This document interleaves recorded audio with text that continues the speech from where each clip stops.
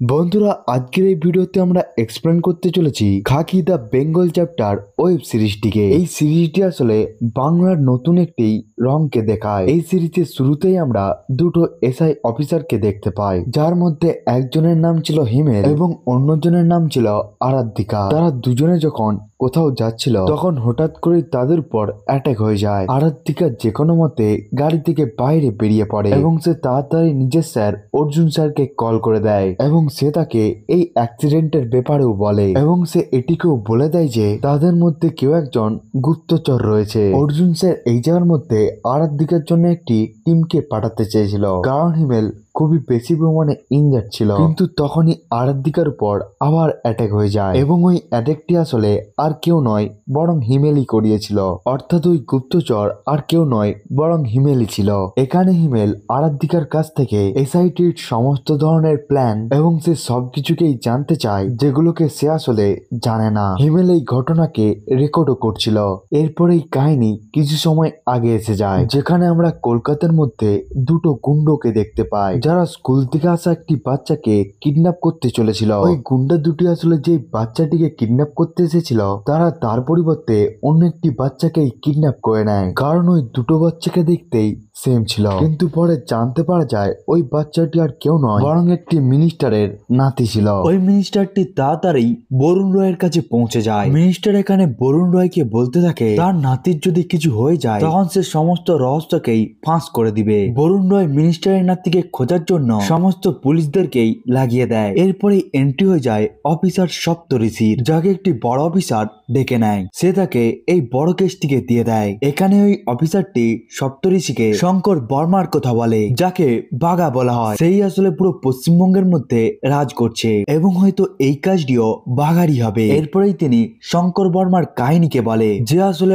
অনেক বছর আগে পশ্চিমবঙ্গের মধ্যে এসেছিল, কিন্তু এখানে পৌঁছে যাওয়ার পরেই তার সাথে সামনা হয় খুবই বড় একটি ডনের, যে আসলে তার মায়ের উপর খারাপ নজর দিচ্ছিল। কিন্তু শঙ্কর বর্মা ছোট বয়স থেকেই ওটির বিরোধিতা করতে শুরু করে, কিন্তু যখন এই গুন্ডাটি না মানে তখন শঙ্কর বর্মা ওই গুন্ডাকেই মেরে দেয়। এরপর থেকে শঙ্কর বর্মা কখনোই থামেনি। পশ্চিমবঙ্গের মধ্যে সে এমন এমন কাজ করতে থাকে যার ফলে তার নাম শঙ্কর বর্মা থেকে বাঘা হয়ে যায়। এরপরে আমরা বাঘাকে দেখতে পাই, যে নিজের মায়ের সাথে উপস্থিত ছিল। বাঘা নিজের মাকে খুবই বেশি ভালোবাসে এবং সে সবসময় তার মায়ের সাথে সময় কাটায়। কিন্তু তখনই তার কাছে একটি কল চলে আসে এবং তাকে মিনিস্টারের নাতির সম্বন্ধে বলা হয়। সবাই বলছিল এই কাজটিকে আসলে বাঘা করেছে, কিন্তু এই কাজটিকে আসলে বাঘা করেনি। বরুণ রয় এখানে বাঘাকে বলতে থাকে এই কাজটিকে যদি তুমি করে থাকো তাহলে সবকিছু নষ্ট হয়ে যেতে পারে, কিন্তু বাঘা বলতে থাকে এই কাজটিকে সে করেনি, কিন্তু যে আসলে এই কাজটিকে করেছে সে তার সম্বন্ধে সবকিছুকেই জানতে পেরে যাবে।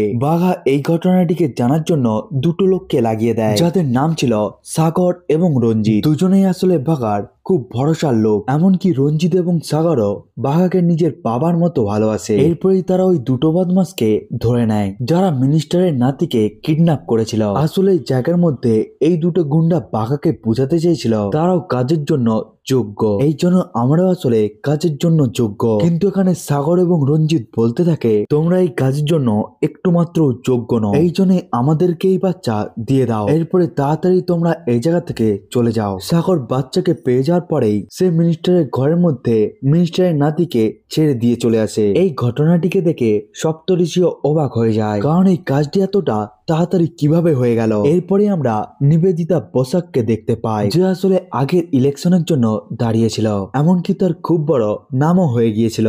এখানেই সে সরকারের কাছে বলতে থাকে মিনিস্টারের নাতি যখন কিডন্যাপ হয়ে যায় তখন পুলিশ 24 ঘন্টার মধ্যেই তাকে খুঁজে বাইরে বার করে, কিন্তু ওই 4000 বাচ্চাদের কি, যাদেরকে এখনো পর্যন্ত খুঁজেই পাওয়া যায়নি। নিবেদিতা এই সমস্ত কথাগুলোকে ডাইরেক্ট সিএম কে বলে, কিন্তু এই সমস্ত কথাগুলো সিএম এর মনে লেগে যায়। বরুণ দা এখানে পুরোপুরিভাবে চিন্তার মধ্যে পড়ে গিয়েছিল, নিবেদিতার যদি কিছু না করা হয় তাহলে আমাদের পার্টি তো পুরোপুরিভাবেই শেষ হয়ে যাবে। এর পরের সিনে আমরা বাঘাকে দেখতে পাই, যে একটি ডিল করার জন্য কয়েকটি লোকের কাছে পৌঁছে যায়। আসলে ওই সমস্ত লোকগুলো একটি শিপকে নিয়ে ডিল করতে চলেছিল, কিন্তু বাঘা যখন এটিকে জানতে পেরে যায় তখন সে এই জায়গার মধ্যে 5 কোটি টাকা নিয়ে চলে আসে এবং সে তার সাথে ডিল করতে শুরু করে। কিন্তু যখন সে ওই কথাকে না মানে তখন বাঘা তাকে মেরে দেয়। ওই সময়ের মধ্যে আমরা জানতে পারি বাঘা বাঘার মায়ের মৃত্যু হয়ে গিয়েছে। এই জন্যই বাঘা খুব তাড়াতাড়ি ঘরে পৌঁছে যায়। সে নিজের মায়ের খুবই খেয়াল রেখেছিল।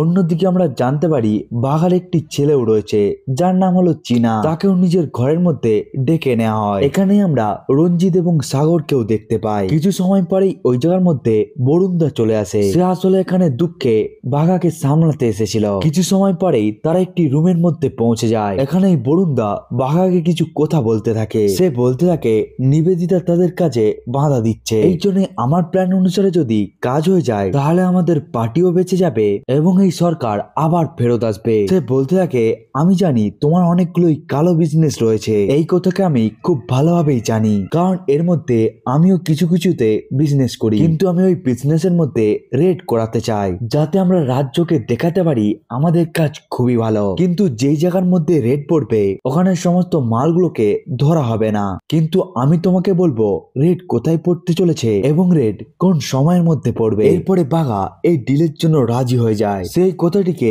রঞ্জিত এবং সাগরকেও বলে দেয়। অন্যদিকে অফিসার সপ্তঋষি বাঘার অনেকগুলো ব্ল্যাক বিজনেসের সম্বন্ধে জানতে পেরে যায় এবং সে অনেকগুলো ফ্যাক্টরির সম্বন্ধেও জানতে পেরে যায়, যেখানে আসলে ভিন্ন ভিন্ন ধরনের স্মাগলিং হয়ে থাকে। আসলে বাঘার এই সমস্ত ব্ল্যাক বিজনেস গুলোকে সাগর এবং রঞ্জিত মিলে দেখাশোনা করত। এই জন্যই তারাই যদি দুজনে না থাকে তাহলে বাঘা কিছুই করতে পারবে না। কিন্তু এই জায়গার মধ্যে তারা বাঘার জায়গাকেও নিয়ে নিতে চায়, কারণ তারা মনে করে যেই দিন বাঘা চলে যাবে ওই দিন তার জায়গা তার ছেলে চীনা নিয়ে নিবে, কিন্তু সে এই কাজের জন্য যোগ্যই নয়। অন্যদিকে সপ্তঋষি নিজের হেল্পলাইন নাম্বারকে ইন্টারভিউ এর মধ্যে দিয়ে দেয়, যেটি আসলে তার পার্সোনাল নাম্বার ছিল। সে বলতে থাকে কেউ যদি কোন রকম খবরকে পেয়ে থাকে এবং কোনো ইল্লিগেল কাজের সম্বন্ধে জানতে পারা যায় তাহলে সে আমাদেরকে চুপচাপ এটির সম্বন্ধে বলতে পারে। তার নামও আসলে কারো সামনে আসবে না। সপ্তঋষি এক এক করে বাঘার অনেকগুলোই ফ্যাক্টরির সম্বন্ধে জানতে পেরে যায়, কিন্তু বাঘা আগা থেকেই বরুণদের কাছ থেকে সমস্ত ইনফরমেশনই পেয়ে যেত। এই জন্যই সে নিজের সমস্ত মালকেই ওই জায়গা থেকে সরিয়ে ফেলতে পারত এবং এটি আসলে অনেক ভারী ঘটেছিল। সপ্তঋষি যখন নিজের টিমকে নিয়ে বাঘার ফ্যাক্টরির মধ্যে পৌঁছে যায় ততক্ষণ পর্যন্ত ওই জায়গা থেকে সমস্ত মালই নিখোঁজ হয়ে যায়। এখানে সপ্তঋষি বুঝতে পেরে যায় তাদেরই মধ্যে কেউ রয়েছে যে সমস্ত ইনফরমেশনকে লিক করে থাকে এবং সপ্তঋষি আসলে অনেকটাই চালাক। এই জন্য সে একটি লোককে হায়ার করে যে বাঘার সমস্ত ইলিগেল বিজনেসকেই আগে থেকে জানতো। এই জন্য সপ্তঋষি এখন গোপন ভাবে বাঘার ব্ল্যাক বিজনেসের উপর ছাপ্পা মারে এবং তারা ওই ফ্যাক্টরির মধ্যে অ্যাটাক করার জন্য পৌঁছে যায়। এখানে পুলিশের গুলি লাগার জন্য একটি লোকের মৃত্যু হয়ে যায় এবং ওই লোকটি আসলে রঞ্জিতের খুবই ভালো বন্ধু ছিল। এর ফলে রঞ্জিতের মন খুবই খারাপ হয়ে যায়। রঞ্জিত যখন ওই পুলিশের সম্বন্ধে জানতে পেরে যায় তখন সে তাড়াতাড়ি ওই জায়গার মধ্যে পৌঁছে যায়। যখন ওই পুলিশটি বাজারের মধ্যে সবজিকে কিনছিল রঞ্জিত সবার সামনেই ওই পুলিশটাকে মেরে দেয়, কিন্তু যখন এই ব্যাপারটিকে বাঘা জানতে পেরে যায় তখন সে রঞ্জিতকে একটি খুবই বড় থাপ্পড় মারে। এখানে বলতে থাকে তোমার এই কাজটিকে করার কি দরকার ছিল, কারণ এখন আমরা খুবই বড় প্রবলেমের মধ্যে ফাঁসতে চলেছি। বাঘা এখানে রঞ্জিতকে খুবই খারাপ কথা বলতে থাকে, যেটিকে শোনার পর রঞ্জিত এতটাই রেগে যায় যে যার ফলে সে এই জায়গার মধ্যেই বাঘাকে মেরে দিতে চাইতো, কিন্তু সাগর তাকে এই জায়গা থেকে নিয়ে চলে যায়। সেখানে রঞ্জিতকে বলতে থাকে একটি সামান্য পুলিশ অফিসারের জন্য খুবই বড় সমস্যা এসে গিয়েছে। এই জন্য আমরা যদি কোনো বড় পুলিশ অফিসারকে মেরে দিই তাহলে ভাবো কি হতে পারে। তখন তো বাঘাকে এই জায়গা থেকে যেতেই হবে। তখনই কায়া নামক একটি মেয়ে সপ্তঋষিকে কল করে। কায়া আসলে বাঘার অনেকগুলো ইল্লিগেল বিজনেসের সম্বন্ধে নজর রেখেছিল এবং সে সপ্তঋষিকে সবকিছুই বলে দেয়। এখানে সপ্তঋষি যখন কায়ার সাথে দেখা করতে যাচ্ছিল তখনই মাঝ রাস্তার মধ্যে রঞ্জিত এবং সাগর তার অ্যাক্সিডেন্ট করিয়ে দেয় এবং তারা এই জায়গার মধ্যে সপ্তঋষিকে গুলি করেও মেরে দেয়। এর পরের সিনের মধ্যে আমরা কলকাতার মধ্যে অর্জুন মেহরেত্তাকে দেখতে পাই, যে কয়েকটি ক্রিমিনালদের শুট আউট করছিল। সে অনেকগুলো ক্রিমিনালের সম্বন্ধে জানতে পেরেছিল, এই জন্য সে তাদের আড্ডার মধ্যে ঢুকে গিয়েছিল এবং সেখানে সে পৌঁছে গিয়ে সবাইকেই মেরে দেয়। ওর মধ্যে একজন খুবই বড় একটি মিনিস্টারের ভাগ্নে ছিল, কিন্তু অর্জুন তাকেও ছাড়েনি। এর পরের দিন আমরা সপ্তঋষির লাশ তার ঘরের সামনে দেখতে পাই। এরপরে আমরা ফ্ল্যাশব্যাকের একটি সিনকে দেখতে পাই যেখানে সাগর বাঘার সাথে একটি ডিল করার জন্য এসেছিল, কিন্তু ওখানে হঠাৎ করেই ফায়ারিং শুরু হয়ে যায় এবং যখন বাঘা প্রায় মারাই যাচ্ছিল তখনই সাগর মাঝখানে এসে বাঘার জীবনকেই বাঁচিয়ে নেয়। তখন থেকে সাগর বাঘার ফেভারিট পার্সন। এরপরে কাহিনী প্রেজেন্টের মধ্যে চলে আসে, যেখানে বাঘা সাগর এবং রঞ্জিতকে কল করে। সে বলতে থাকে তোমরাই আসলে এই কাজটিকে করেছো,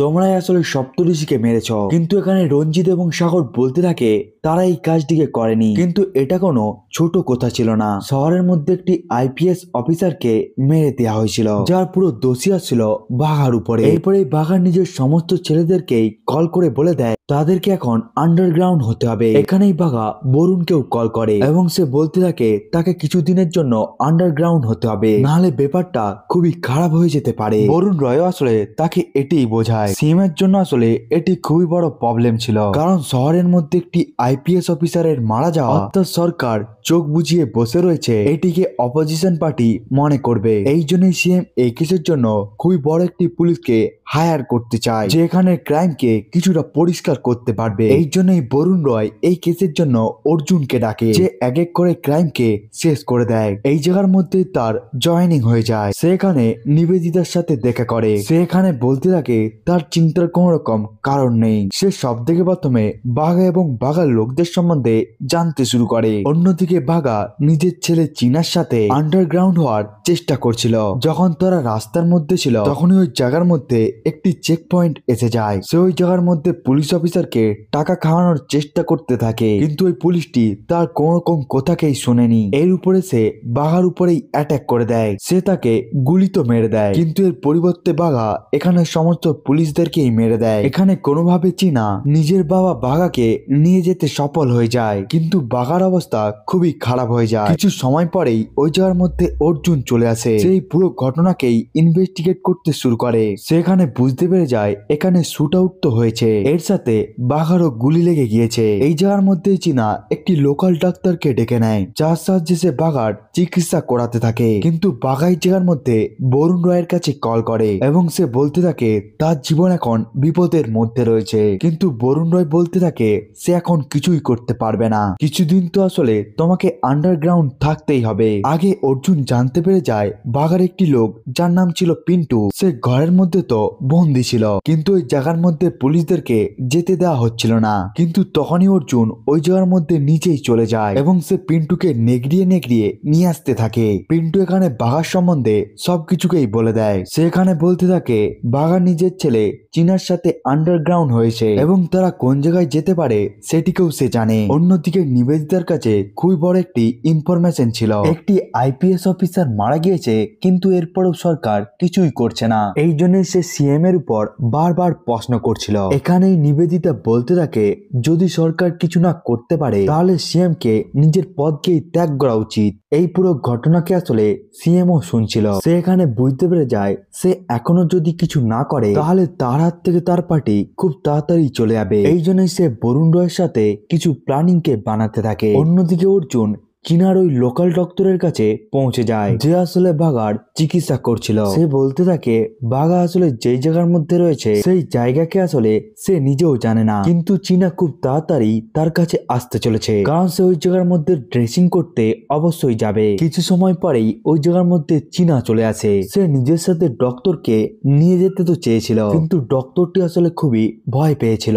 এই জন্যই চীনা এই জায়গা থেকে ভয়ে পালিয়ে যায়, কিন্তু রাস্তার মধ্যে অর্জুন তার জন্য অপেক্ষা করছিল। এই জন্যই সে তাকে এই জায়গার মধ্যে ধরে নেয়। অন্যদিকে বরুণ দা সাগর এবং রঞ্জিতকে কল করে নিজের কাছেই ডেকে নেয়। তারা দুজন বলতে থাকে তারা এই সময়ের মধ্যে আন্ডারগ্রাউন্ড তো রয়েছে, এই জন্যই তারা এখন বাইরে আসতে পারবে না। কিন্তু বরুণ দা তাকে প্রমিস করে তাদের দুজনের কিছুই হবে না, শুধুমাত্র তাদেরকে দেখা করতে আসতে হবে। এরপরে রঞ্জিত এবং সাগর বরুণদের সাথে দেখা করার জন্য তার ঘরে পৌঁছে যায়, যেখানে এখন পার্টি চলছিল। এখানেই বরুণ দা সাগরকে বলতে থাকে তুমি আসলে অনেকটাই বেশি মানে ফেমাস হয়ে গিয়েছো, এই জন্যই যদি তুমি পলিটিক্স এর মধ্যে নেমে পড়ো তাহলে তুমি অনেক কিছুকেই করতে পারবে, এমনকি তোমরা নিজেদের ইলিগাল বিজনেস কেও 10 গুণ করতে পারো, এমনকি আমি তোমাকে সাপোর্টও করে দেব।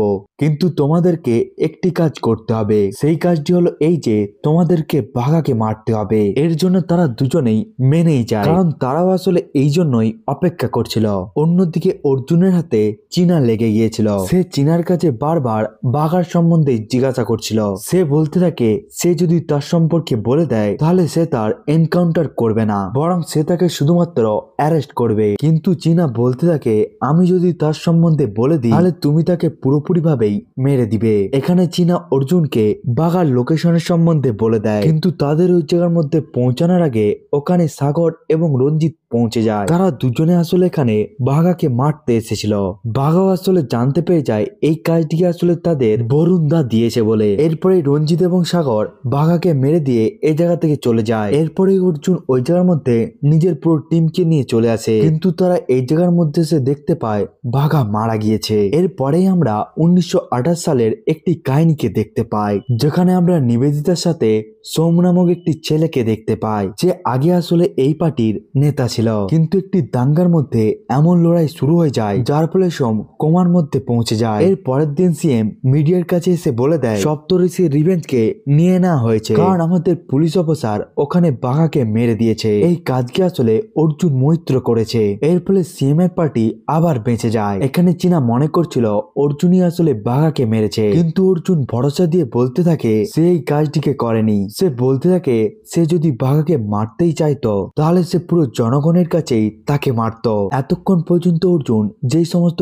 কাজগুলোকে করছিল সেগুলোকে সে আসলে সরকারের পক্ষ থেকেই করছিল, কিন্তু এখন সে নিজেই কলকাতা থেকে সমস্ত ক্রাইমকেই সরিয়ে দিতে চায়। এই জন্যই সে সপ্তঋষির মতোই হেল্পলাইন নাম্বারকে জারি করে দেয়। সে বলতে থাকে যেমন ভাবে সপ্তঋষি একটি হেল্পলাইন নাম্বারকে শুরু করেছিল তেমন ভাবে আপনারাও আমার কাছে কল করতে পারেন, এবং এর পিছনে সে সিএম এরও হাতকে লাগিয়ে দেয়। সেখানে বোঝাতে থাকে এগুলো আসলে সে করছে সিএম এর বলার জন্যই। এই জন্যই সিএম এখন অর্জুন মৈত্র ট্রান্সফারও করতে পারবে না, কিন্তু সিএম কে তো এখানে কিছু করতেই হতো। এই জন্যই সে বরুণদার উপর খুবই চেল্লাতে শুরু করে। এর কিছু পরেই বরুণদা সিএম কে একটি রুমের মধ্যে নিয়ে যায় এবং ওখানে সে পৌঁছে গিয়ে সিএম কে একটি সে জোরদার থাপ্পড় মারে। এখানে আমরা বুঝতে পারি রাজ্যের সিএম যেই হোক না কেন, কিন্তু সব পাওয়ারই আসলে বরুণদার কাছেই রয়েছে। অন্যদিকে সাগর এবং রঞ্জিত সবার সামনে এসে যায়, কারণ সবাই মনে করছিল বাঘাই সপ্তঋষিকে মেরেছিল এবং সেও এখন মারা গিয়েছে। এখানে সাগর এবং রঞ্জিত বলতে থাকে বাঘা যেই কাজটিকে পূরণ করেনি সেগুলোকে আমরা পূরণ করব। এরপরেই অর্জুন স্যার সাগর এবং রঞ্জিতকে পুলিশ স্টেশনের মধ্যে ডেকে নেয়। সেখানে বলতে থাকে আমি খুব ভালোভাবেই জানি কে আসলে কি, কিন্তু রঞ্জিত এখানে অর্জুন স্যারের সাথে ভালোভাবে কথা বলছিল না। এই জন্যই সে রঞ্জিতকে মোড়ক তো বানিয়ে দেয়, এর সাথে সাথে সে সাগরকেও মোড়ক বানিয়ে দেয়, যেটিকে দেখার পর তারা দুজনেই খুবই বেশি রেগে যায়। তারা দুজনে এখানে এতটাই রেগে গিয়েছিল যার ফলে তারা অর্জুন মৈত্রকে মারতে চায়, কিন্তু তাকে মারতে পারা অতটাও সহজ কাজ নয়। তাকে মারার জন্য আসলে খুবই বেশি পাহাড়ের দরকার। এই জন্যই সাগর বরুণদের কাছে পৌঁছে যায়। সে এখানে বলতে থাকে আমার টিকিটের দরকার এবং আপনার সাপোর্টেরও দরকার, যেটি আসলে আপনি বলেছিলেন। কিন্তু এখানে বরুণদা পুরোপুরি ভাবে পরিবর্তন হয়ে যায়। সে বলতে থাকে এই সমস্ত কিছু এতটা তাড়াতাড়ি হয় না, এগুলোর জন্য আসলে অনেকটাই টাইমের দরকার। এর ফলে সাগরও বুঝতে পেরে যায় বরুণদা নিজের কথা থেকে সরে যাচ্ছে। এরপরে কায়েল আবার অর্জুন মৈত্রের নাম্বারে কল করে। সেখানে বলতে থাকে সে অনেক কিছুকেই জানে যেগুলোকে আসলে সে তাকে বলতে চায়। সে আসলে বাঘার ওই সমস্ত ইলিগাল বিজনেসের সম্বন্ধে জানে যেগুলোকে আসলে কোনো মানুষই কিছুই জানে না। সে বলতে থাকে বাঘা আসলে খুবই বড় একটি অর্গান মাফিয়াকে চালিয়ে থাকে। সে রাস্তায় চলতে থাকা মানুষদেরকে কিডন্যাপ করত এবং সে তাদের মধ্যে থেকে সমস্ত অর্গানকে বাইরে বার করে সে তাদেরকে পুরোপুরি ভাবে মেরে দিত। এরপরেও তারা নাকি ওই কঙ্কালকে বাইরে বিক্রি করে দিত। এই ঘটনাকে যখন অর্জুন মৈত্র জানতে পেরে যায় তখন সে ওই ফ্যাক্টরির মধ্যে রেড দেওয়ার জন্য বেরিয়ে পড়ে। ওখানে অনেকগুলোই লোক ছিল এবং তাদের কাছে গানও ছিল, কিন্তু অর্জুন মৈত্রর কাছেও খুবই বড় একটি টিম ছিল।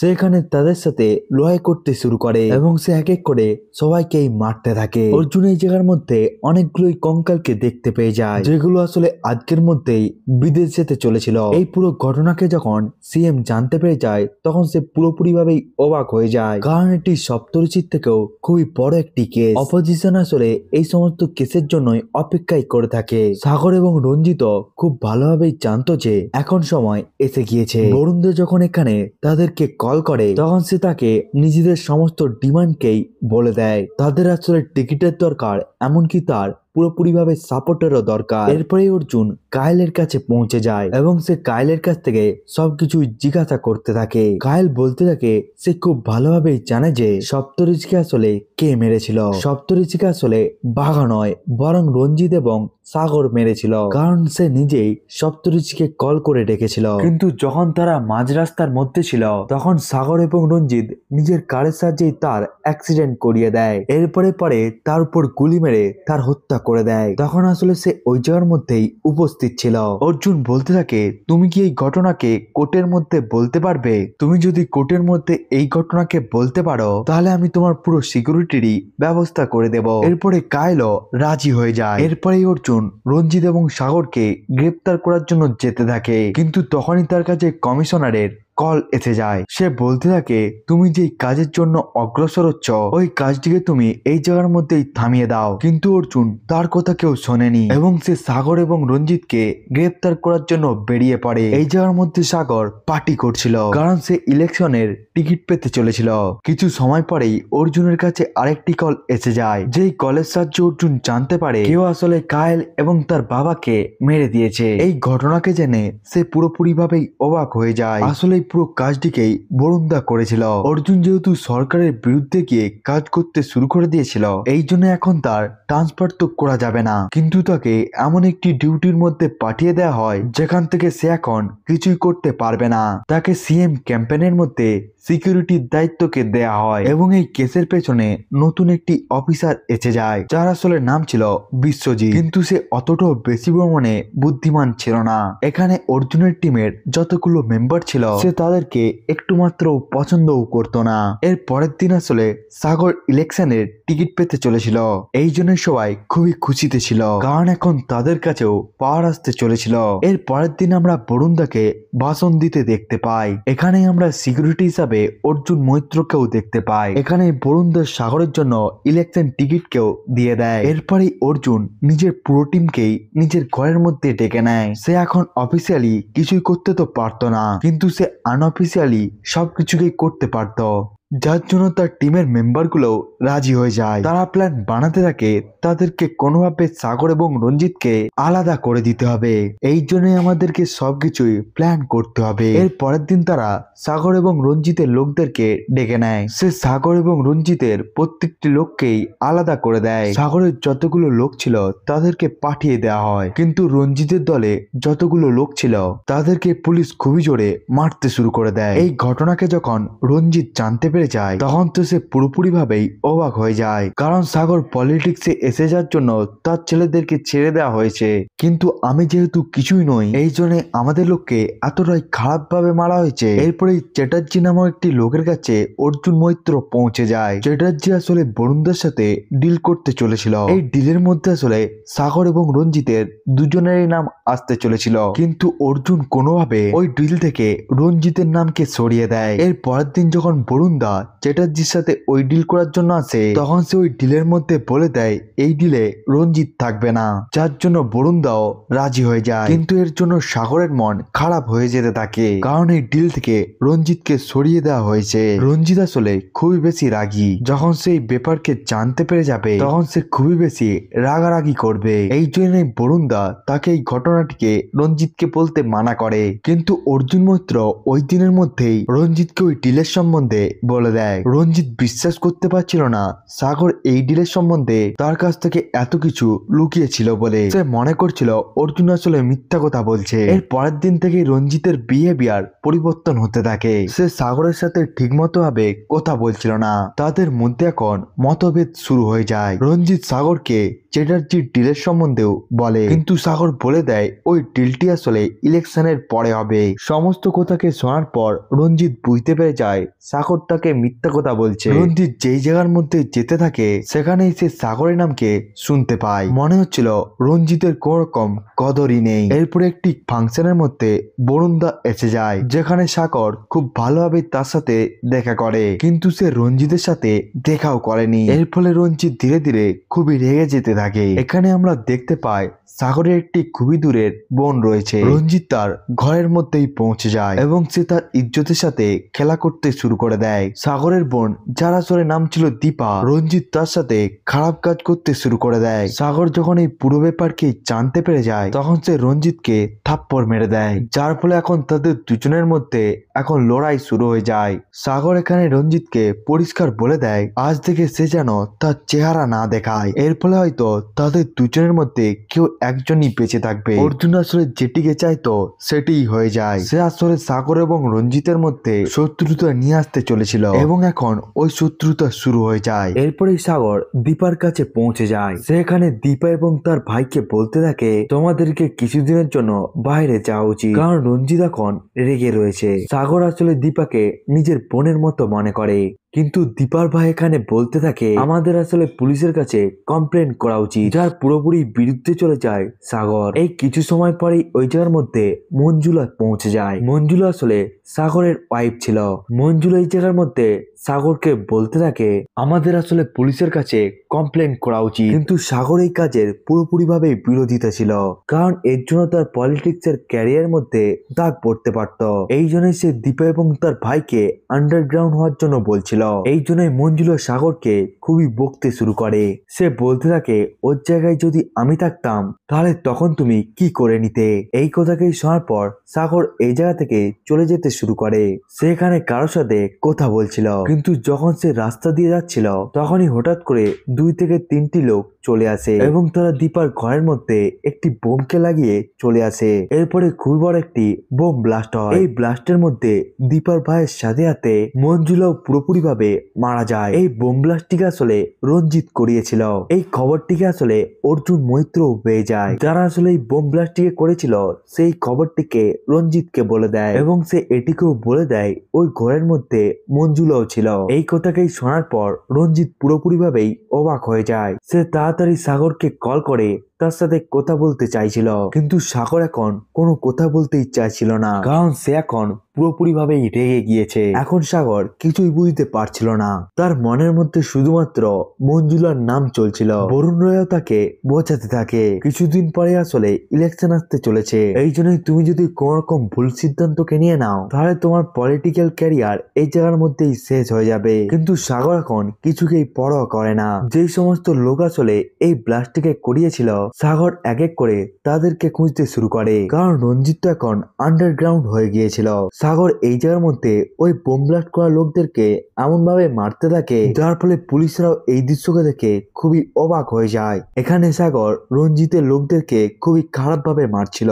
অন্যদিকে পুলিশ এটিকে ইনভেস্টিগেট করছিল এবং তারা আসলে সাগরকে খুঁজছিল, কিন্তু সাগর এখনো রঞ্জিতের লোকদেরকে খুঁজে খুঁজে মারতে থাকে। সাগরের এই তাণ্ডবকে দেখে সিএমও ভয় পেয়ে যায়। সে ভাবতে শুরু করে এমন ভাবেই যদি সবকিছু ঘটতে থাকে তাহলে তাদের পার্টি এই জায়গার মধ্যেই শেষ হয়ে যাবে। বরুণ দাও আসলে এটিকে নিয়ে খুবই চিন্তায় ছিল। এই জন্য সে বুঝতে পেরে যায় এই জায়গার মধ্যে অর্জুন মৈত্রকে আনতে হবে। এই জন্যই সে অর্জুন মৈত্রকে আবার অ্যাপয়েন্ট করে নেয় এবং সে তাকে আবার লালবাজারের মধ্যে নিয়ে আসে। এরপরে চীনার কথা অনুসারে সাগর রঞ্জিতের গোপন ঠিকানার মধ্যে পৌঁছে যায়। সে মনে করতে থাকে এই জায়গার মধ্যে সে রঞ্জিতকে পেয়ে যাবে, কিন্তু এই জায়গার মধ্যে রঞ্জিত ছিল না, বরং এটি একটি চাল ছিল চীনার। এই জায়গার মধ্যে চীনা আসলে সাগরের সম্বন্ধে পুলিশদেরকে বলে দিয়েছিল। এর ফলে তাদের মধ্যে লড়াই শুরু হয়ে যায়। এই দুটো দলই আসলে একে অপরের গ্যাংয়ের উপর গুলি চালাতে শুরু করে, কিন্তু সবশেষে অর্জুন মৈত্র সাগরকে গ্রেফতার করে নেয়। এরপরে আমাদেরকে একটি ফ্ল্যাশব্যাকের সিনকে দেখানো হয় যখন রঞ্জিত এবং সাগর একসাথে থাকতো। এখানে সাগর নিজের জন্য একটি ভিডিওকে রেকর্ড করেছিল যেখানে সে আসলে সবকিছুকেই মেনে নিয়েছিল। সে বাঘাকে নিয়ে যে সমস্ত ক্রাইম করেছিল এবং বাঘার যে সমস্ত ইলিগাল বিজনেস গুলো ছিল সেটির সম্বন্ধে সে সবকিছুকেই বলে দেয়। রঞ্জিত আসলে বাইরে থেকে দেখছিল তার ভাই সাগর আসলে এটিকে কেন করছে, এমনকি সে এটির সম্বন্ধে তাকে জিজ্ঞাসাও করে। তখনই সাগর বলতে থাকে এটি হলো তার লাইফ ইন্স্যুরেন্স, যখন সে কোনো প্রবলেমের মধ্যে পড়ে যাবে তখন এটি আসলে আগে গিয়ে কাজে লাগবে। এটি সে আসলে একটি ক্যাসেটকে বানিয়ে নেয় এবং সে ওই ক্যাসেটটিকে নিজের কাছে রেখে নেয়। সে যেই জায়গার মধ্যে ওই ক্যাসেটটিকে রেখেছিল সেটির সম্বন্ধে রঞ্জিতও জানতো। এরপরে আমরা জানতে পারি সাগরের একটি লোক অরুণদার ঘরের মধ্যে ওই ক্যাসেটকে পাঠিয়ে দেয় এবং সে বলতে থাকে আপনি এই ক্যাসেটকে অবশ্যই দেখবেন এবং আপনারা যদি এই ক্যাসেটটিকে না দেখেন তাহলে হয়তো আপনার এই পলিটিক্যাল পার্টি এই জায়গার মধ্যেই শেষ হয়ে যাবে। এরপরে বরুণ রয় যখন ওই ক্যাসেটটিকে দেখে তখন সে দেখতে পায় সাগর আসলে ওই ক্যাসেটের সাহায্যে বরুণ রয়ের পুরো ইলিগাল বিজনেসকেই পাবলিশ করে রেখেছিল, যার ফলে বরুণ দা বুঝতে পেরে যায় সাগরকে খুব তাড়াতাড়ি জেল থেকে ছাড়াতে হবে, নাহলে তার পলিটিক্যাল পার্টি খারাপ হয়ে যেতে পারে। অন্যদিকে অর্জুন সাগরকে প্রশ্ন করতে শুরু করে। সে আসলে কখনোই ভাবেনি যে একটি অফিসার এখানে এসে গিয়ে সাগরকে এই জায়গা থেকে তাড়াতাড়ি ছাড়িয়ে নিয়ে চলে যাবে। সে আসলে তাকে এক এক করে প্রশ্নকে জিজ্ঞাসা করতে চলেছিল। কিছু সময় পরে ওই জায়গার মধ্যে কমিশনার ভাস্কর এসে যায় এবং সে বরুণ রয়ের কথার জন্যই এই জায়গার মধ্যে এসেছিল। সে এখানে সাগরকে ছেড়ে দেওয়ার জন্য বলে দেয়, কিন্তু অর্জুন সাগরকে ছাড়তে চাইছিল না, কিন্তু না চেয়েও অর্জুনকে এই কাজটিকে করতে হয়। এরপরে রঞ্জিত বরুণ রয়ের কাছে পৌঁছে যায়। সে বলতে থাকে তুমি যে কোনো ভাবে আমার সাথে সাগরের মিটিং করিয়ে দাও, কারণ সে এমন ভাবে লুকিয়ে লুকিয়ে থাকতে পারে না। তার মনের মধ্যে আসলে এতটাই ভয় রয়েছে যার ফলে সে এখন বাইরে পাও রাখতে চায় না। কিন্তু এই জায়গার মধ্যে বরুণ দা তাকে ঠিক মতো অ্যান্সারও দেয়নি। সাগরের লোকেরা বলতে থাকে তাদের এখন আন্ডারগ্রাউন্ড হওয়া উচিত, কিন্তু সাগর মনে করতে থাকে এখন তাদের উচিত রঞ্জিত এবং তাদের লোকদেরকে মেরে দেওয়া, এরপরেই তারা আন্ডারগ্রাউন্ড হয়ে যাবে। এরপরে রাতে সাগর নিজের রুমের মধ্যে ঘুমিয়েছিল। সে খুবই বেশি পরিমাণে দুঃখী ছিল এবং সে কিছু সময় পরেই ওখানে কারো আসার শব্দকে শুনতে পায় এবং ওই আওয়াজটি আসলে আর কেউ নয় বরং রঞ্জিতের ছিল। রঞ্জিত এখানে তাকে ডাকতে এসেছিল, কিন্তু তখনই সাগর রঞ্জিতের মাথার উপর বন্দুক রেখে দেয়। তখনই রঞ্জিত সাগরের কাছে কাঁদতে শুরু করে দেয়। সে বলতে থাকে সে জেনে বুঝে এই কাজটিকে কখনোই করেনি। সে জানতো না যে দীপার ঘরের মধ্যে মঞ্জুলা ভাবি রয়েছে বলে। আমি এর জন্য আসলে খুবই বেশি দুঃখী। তুই চাইলে আমাকে এই জায়গার মধ্যেই মেরে দিতে পারিস, কিন্তু সে এইভাবে লুকিয়ে থাকতে পারে না। কিন্তু তখনই রঞ্জিত সাগরকে পিছন দিক থেকে অ্যাটাক করে দেয় এবং সেই জায়গার মধ্যে তাকে মেরে দেয়। এরপরে আমরা জানতে পারি বরুণ রয়ের সাথে যখন রঞ্জিতের আগের বারে কথা হয়েছিল এবং যখন কল কাট হয়ে গিয়েছিল তখন বরুণ দা আবার রঞ্জিতকে কল লাগায়। সে বলতে থাকে সে যদি এই সমস্ত কিছু থেকে বাইরে আসতে চায় এবং এখান থেকে সে যদি দূরে চলে যেতে চায় তাহলে তাকে কোনোভাবে সাগরকে মেরে দিতে হবে এবং এরপরে ওই ক্যাসেটকে তার কাছে এনে দিয়ে দিতে হবে, যার জন্য রঞ্জিত পুরোপুরি ভাবেই মেনে যায়। সে জানতো আসলে ক্যাসেটকে কোন জায়গার মধ্যে লুকোনো হয়েছিল, এই জন্য সে ওই ক্যাসেটকে ওই জায়গা থেকে নিয়ে নেয়। কিন্তু ওই ক্যাসেটের সম্বন্ধে অর্জুনও জানতে পেরে যায়, কারণ সে বরুণ রয়ের নাম্বারকে ট্র্যাক করেছিল।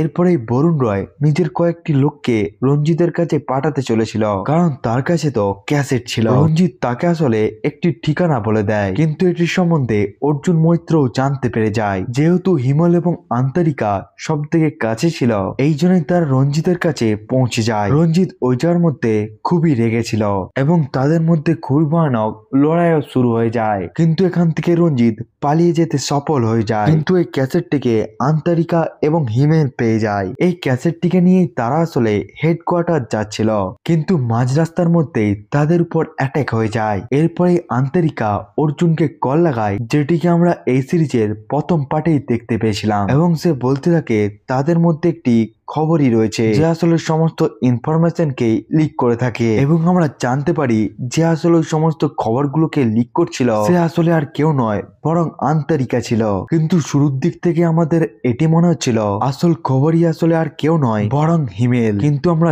জানতে পেরে যাই আসল খবরই আন্তরিকা। অন্যদিকে বরুণ দা রঞ্জিতের সাথে গেম খেলে নেয়। সে আসলে এখন তাকে মেরে দিতে চাইছিল, কারণ তার কাছে তো এখন ক্যাসেটও নেই। বরুণ দা বলতে থাকে তুই যাই করতে চাস সেটাই করে নে। রঞ্জিত এখন বরুণ দাকে মারতে চাইছিল। অন্যদিকে আন্তরিকা এখন অর্জুন স্যারের কবলে ছিল। অর্জুন স্যার এখানে আন্তরিকাকে জিজ্ঞাসা করতে থাকে আমরা তো আসলে এই ব্যাপারকে জানতে পেরে গিয়েছিলাম এবং তোমার সমস্ত কথাগুলোকেও রেকর্ড করা হয়েছে, কিন্তু তুমি বলো তুমি এই কাজটিকে কেন করলে। সে বলতে থাকে সে কয়েক মাস আগে একটি কেসের জন্য একটি মহিলাকে সবকিছু জিজ্ঞাসা করছিল। সে আসলে তাকে মারছিল এবং টর্চার করছিল এবং ওই টর্চারের জন্যই ওই মহিলা মহিলাটি মারা যায় এবং এর ফলে সে পুরোপুরিভাবেই ভয় পেয়ে যায়। সে মনে করতে থাকে তার এখন জীবন বিপদে রয়েছে, তার জব তো এখন চলেই যাবে।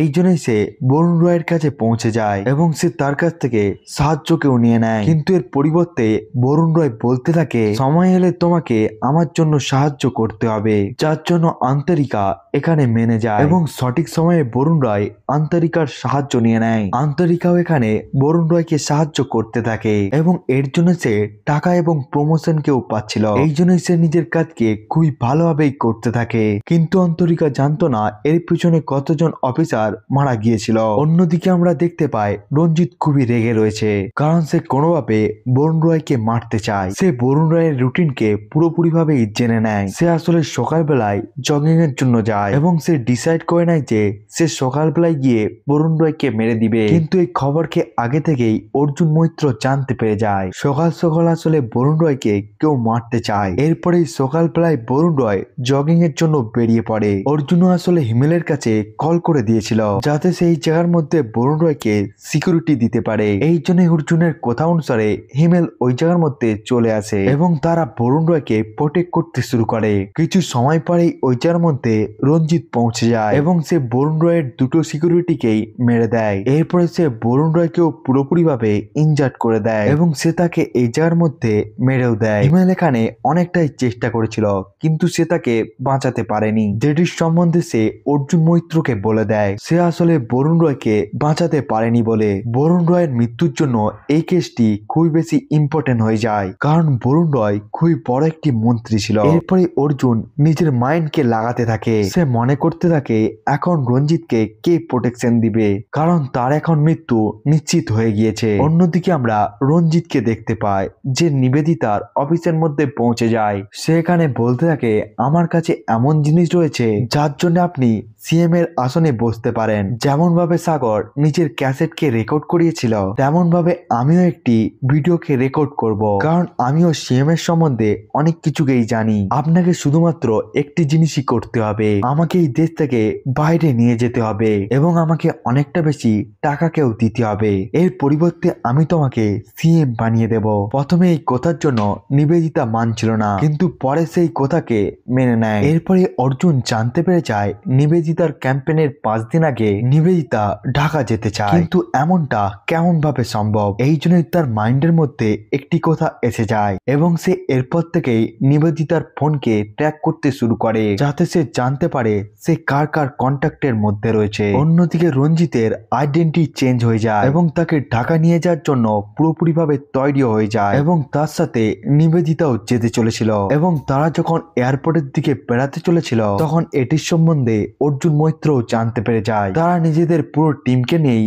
এয়ারপোর্ট যেতে থাকে। ওখানে নিবেদিতা রঞ্জিতকে বলে দিয়েছিল তারা একসাথে যাবে না, তারা একই ফ্লাইটের মধ্যে তো যাবে কিন্তু তারা সব সময় আলাদাই থাকবে। রঞ্জিত এখানে সবার কাছ থেকে বেঁচে পালাতে তো সম্ভব হয়ে যায়, কিন্তু এই জায়গার মধ্যে পিছনে নিবেদিতা ধরা পড়ে যায়, কারণ অর্জুন তাকে পুরোপুরি ভাবেই ঘিরে নিয়েছিল।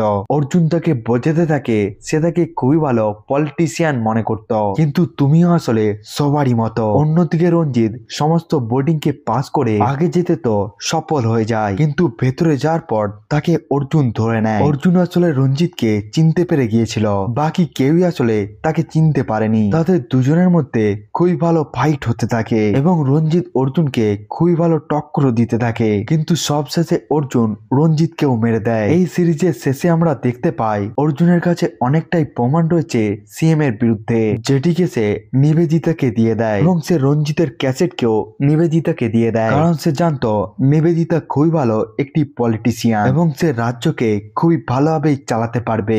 এবং এর সাথেই খাকি দ্য বেঙ্গল চ্যাপ্টার ওয়েব সিরিজটি এখানেই শেষ হয়ে যায়। বন্ধুরা, আজকের এই ভিডিওটি এতটা পর্যন্তই।